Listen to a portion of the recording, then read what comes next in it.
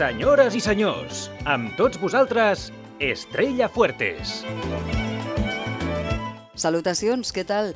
Setmana moguda, amb esperança i cert optimisme davant la reobertura prevista els pròxims dies de bars, restaurants, teatres, comerços i setmana marcada també pels desacords precisament per aquestes limitacions del pla de reobertura progressiva. Veurem què passa. I és també una setmana duríssima davant la pèrdua de tantes vides i pels que estan patint més directament les conseqüències d'aquesta crisi.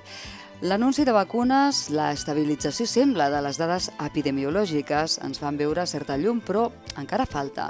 I l'experiència ens ho diu, en aquesta pandèmia les coses poden canviar en molt poc temps, així que responsabilitat i confiança semblen claus per tirar endavant. Estrella Fuertes, la clau de l'èxit. I per tirar endavant també convé una veu més única que reculli les altres veus expertes perquè tantíssima informació ens arribi més clara i també més autèntica. T'imagines que els nostres governants mostressin les seves certeses internes, que es mostressin fins i tot vulnerables davant els altres, els hi creuries més? I en general, creus que són massa políticament correctes i que potser falta més autenticitat, fins i tot emocionar-se davant els altres, per què no?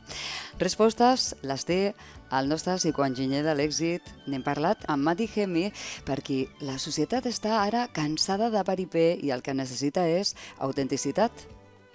Yo creo que estamos empezando a entender, a medida que elevamos el nivel de conciencia, que no tenemos que tener miedo para mostrarnos, ¿no? Para mostrarnos vulnerables, para mostrarnos cómo somos, para no pretender ser otra persona, porque al final nos estamos autoengañando, ¿no? El problema que tenemos hoy en día, yo me paso el día hablando de esto cuando estoy con directivos, empresarios, o también con alguien que quiera cambiar algo en su vida, ayudándole a entender cómo sus miedos están impidiendo que conecte con su confianza. Tiene lógica que las personas queramos estar en entornos de confianza, donde vemos a la gente como es, no como se quiere mostrar, donde no se hace el paripé y donde sabes que tienes delante a un ser humano que está siendo auténtico en su comportamiento, en sus emociones, en sus pensamientos, y no alguien que está siendo maquiavélico y a ver qué te cuento y cómo te lo cuento, porque a ver si así consigo lo que yo quiero.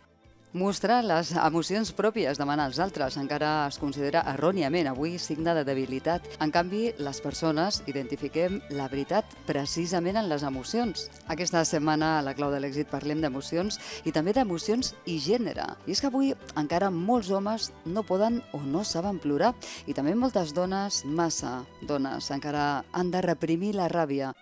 Históricamente han dicho que los hombres no lloran y hay emociones prohibidas generalmente para el sexo masculino, igual que hay emociones prohibidas para el sexo femenino históricas, ¿no? Históricamente las mujeres no podían mostrar rabia, tristeza y miedo sí, pero rabia no. Para los hombres lo que no podían mostrar era el miedo y rabia sí.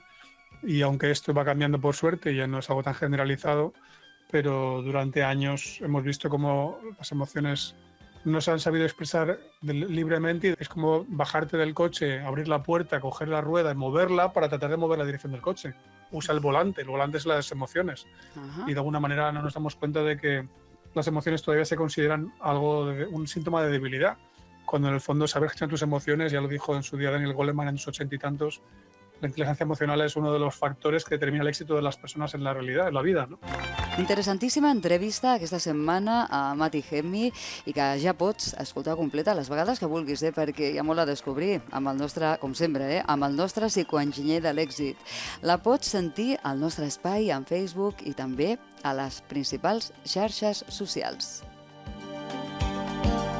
La clau de l'èxit. Estrella Fuertes.